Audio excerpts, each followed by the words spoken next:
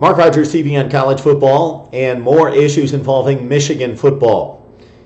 Much more disturbing than the handling of Shane Morris's concussion issue during the Minnesota game.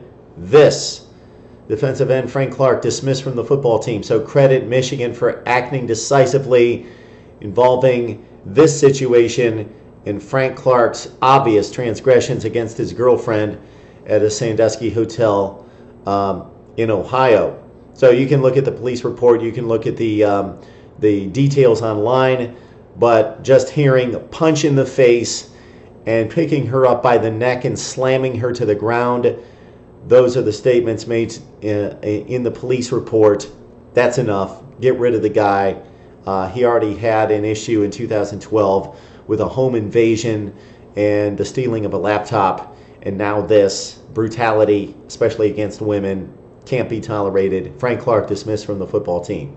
Okay, how this impacts the Wolverines.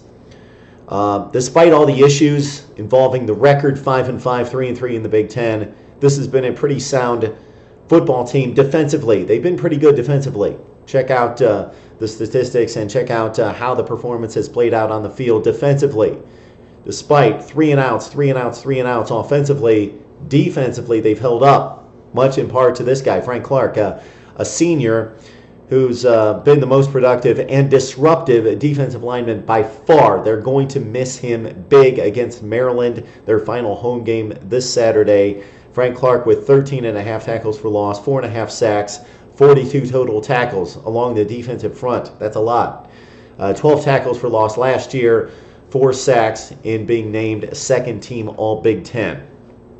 Frank Clark was the 83rd ranked defensive end coming out of high school in 2011, according to ESPNU.